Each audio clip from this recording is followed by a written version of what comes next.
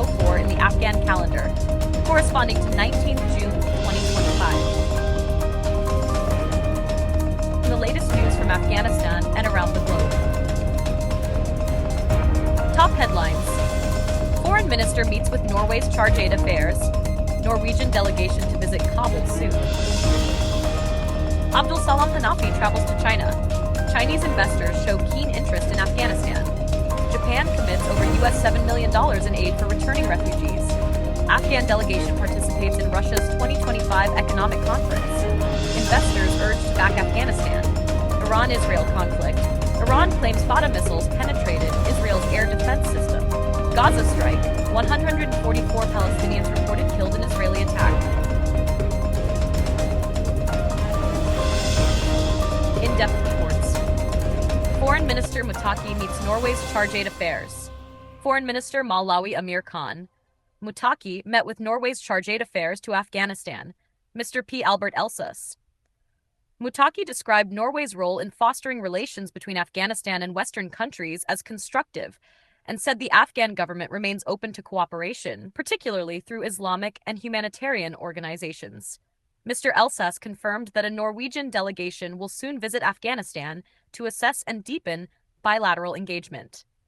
Deputy PM Hanafi visits China to promote investment.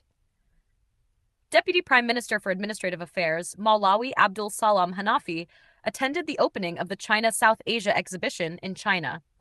He emphasized the expansion of political, economic, and cultural cooperation between Afghanistan and China, calling it a mutually beneficial partnership. Chinese investors expressed strong interest in investing in Afghanistan and requested continued collaboration with the Islamic Emirate. Japan pledges $7.5 million to assist returning refugees. At a meeting in Kabul, Japan's Ambassador Takayoshi Kumai announced that Tokyo will provide $7.5 million this year to help returning Afghan refugees. The aid, channeled through UN agencies, will support access to essential services and help resolve economic challenges faced by returnees. Call for Afghan investment at Russia's 2025 economic conference.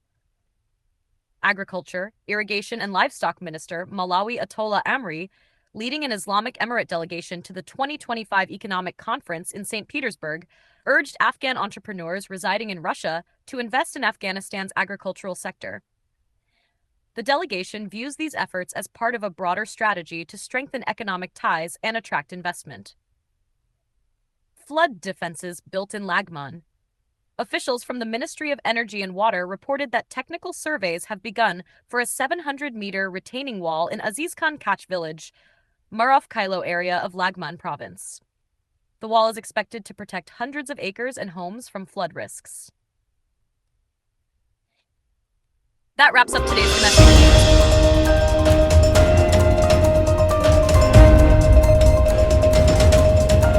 The conflict between Iran and Israel is intensifying. Iran's supreme leader, Ayatollah Ali Khamenei, has warned the US that involvement in Israeli strikes will lead to serious consequences.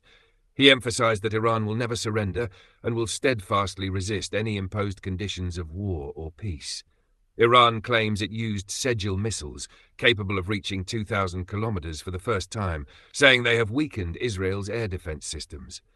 In response, Israel launched airstrikes on Tehran, Najafabad and Kermanshah. Iran retaliated by firing missiles at key targets in Beersheva, including Soroka Hospital. The Iranian Health Ministry reports around 240 deaths, including women and children, though some sources put the toll at up to 400. The US has deployed warships and troops to the Middle East amid international calls for an immediate ceasefire. Gaza, 144 Palestinians killed in latest Israeli attacks. Medical authorities in Gaza say 144 Palestinians were killed and 560 injured in the past 24 hours due to Israeli bombardments. Among those, 72 were killed on Wednesday night alone, 29 of them civilians waiting in line for aid. Residential areas and refugee camps like Al-Mawasi and Al-Maghazi have been hit, with significant casualties among women and children.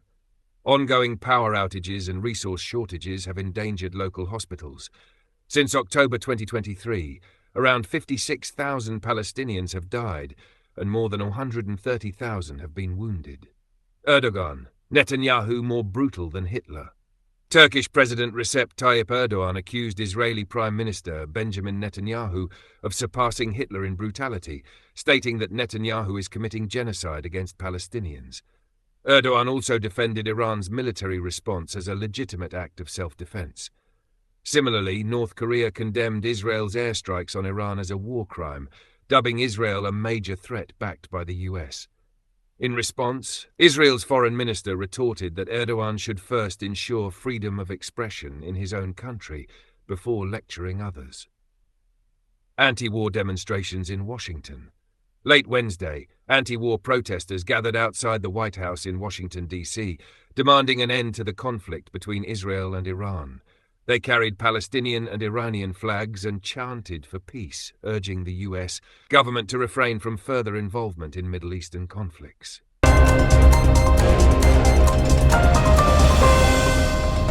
Now let's shift focus to sports, from local competitions across Afghanistan to international aspirations.